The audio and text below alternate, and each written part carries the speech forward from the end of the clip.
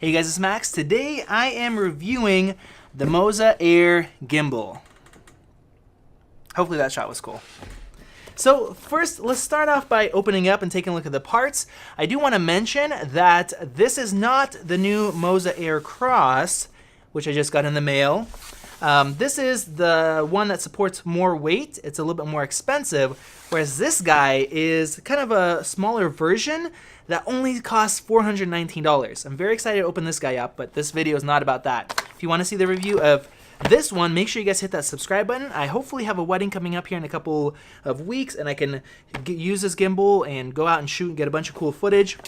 Unfortunately, right now in Spokane, it is really cold, really gray, raining, slush.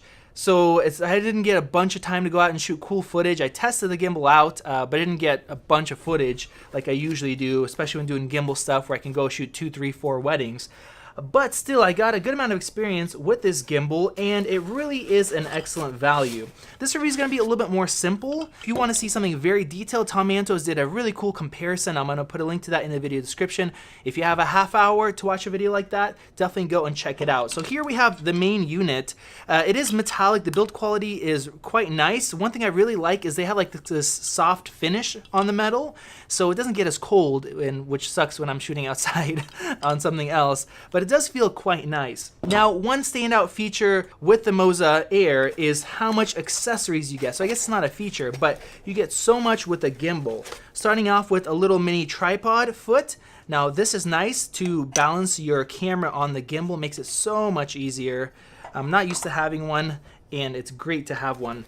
You get 3 batteries with it, along with the charger, of course. The battery life used to be rated at 8 hours. Now they're rating it at 12, so I'm not sure what exactly changed. Maybe they just underrated it. Just in my experience, the battery life is way better than you really need. I can go out and shoot a whole wedding, not with this one, but with other gimbals that are rated for, say, 6 hours. So I used this gimbal with the A7R III, and that worked quite well with a few different lenses. Here we have the battery charger, which is quite large. It supports 4 batteries, even though you only need 3 and it only comes with 3. One thing I do like is that the USB cable kind of wraps and stays together with the unit, so you can get out of the way and you never forget your charging cable.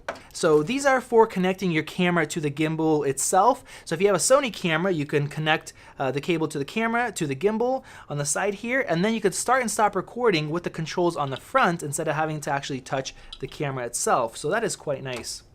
Now we have a thumbstick controller, and you might be asking, why do you need a controller when you have your controls here? That's because this guy, surprisingly for the price point that it comes in at, which there's all the links in the video description, comes with a dual handle kit. So this goes around here, mounts up, and then you add these handles right here. So, of course, if you have dual handles and you're holding it like a traditional gimbal, you're not going to have the controls. So that's where you can mount this guy and have all your controls back. So that is very nice.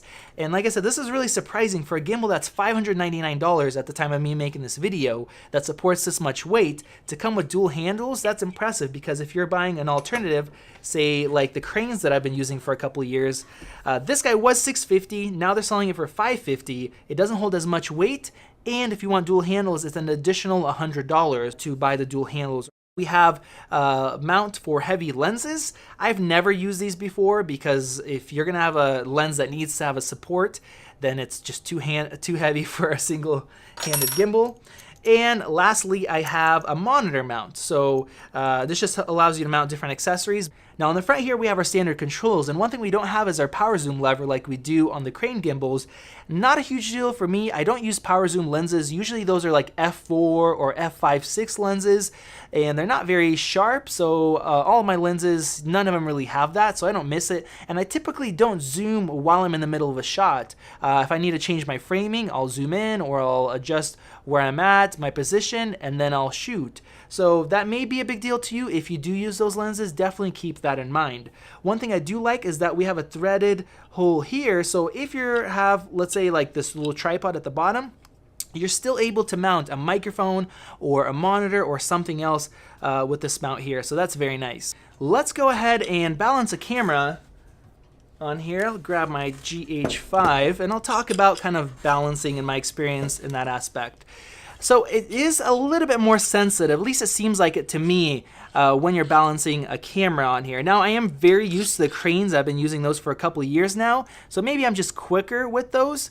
But what it seems like is when you're adjusting the axis here, it's more sensitive, so you have to do finer increments. So you could go a little bit too much where it's a little bit too right heavy and then a little bit too left heavy, and you really have to get that balance down.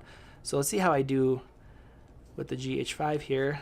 So one thing I did find on top of just balancing the camera is I did have to calibrate it out of the factory, and I did have to go into the settings and adjust kind of like the profile and the weight of the camera. So there's a preset for like a Panasonic GH camera, preset for Sony Alpha cameras, for Canon cameras. That's something I didn't have to do with the crane. It just figured it out and did it.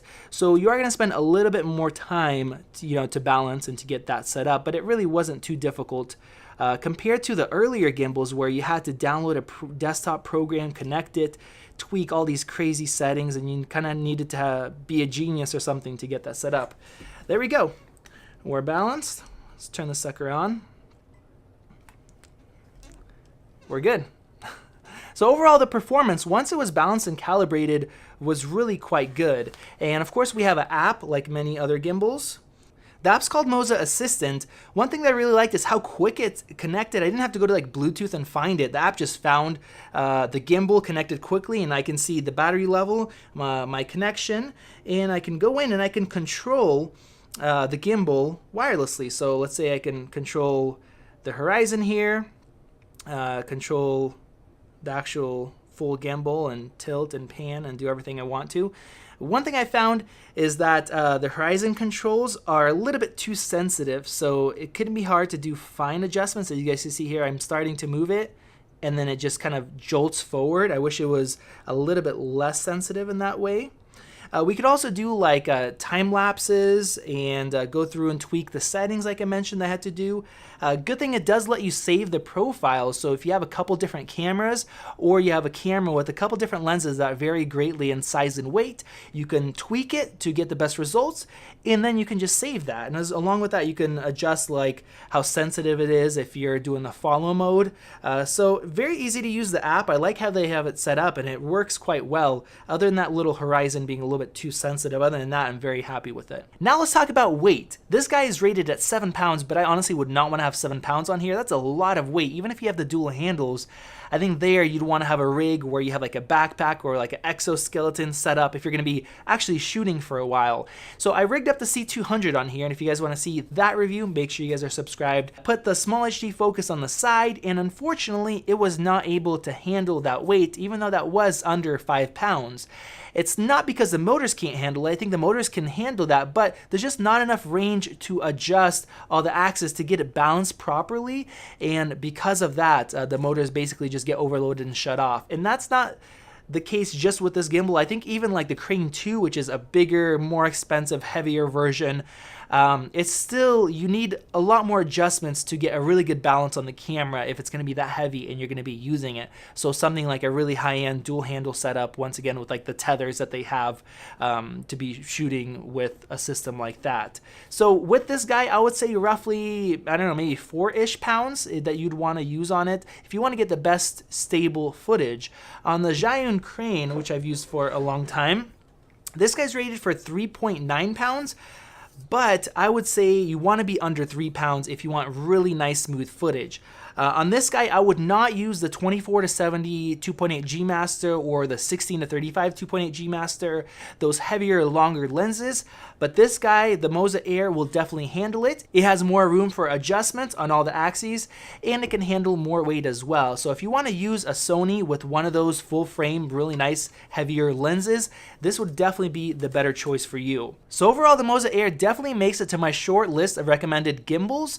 If you want something that can handle a little bit more weight or can handle longer lenses, if you want to use those G Master lenses with the Sony body, I would suggest this over like a Crane V2. I would say that you're going to spend a little bit more time getting it set up and getting it calibrated and doing those profiles than you would on a Crane. But that's something that you can work through, get it set up, and then be able to go out and shoot. And it's nothing like these setups used to be when these single-handed gimbals came out. Thank you guys for watching. If you guys have any questions, you guys can ask in the comment section below. I'll do my best to answer them. Once again, I will have a review of this super low price with also great features Moza Air Cross coming out in the future. So make sure you guys are subscribed so you guys don't miss out on that video. Thank you guys for watching. This has been Max, and I will see you in the next video.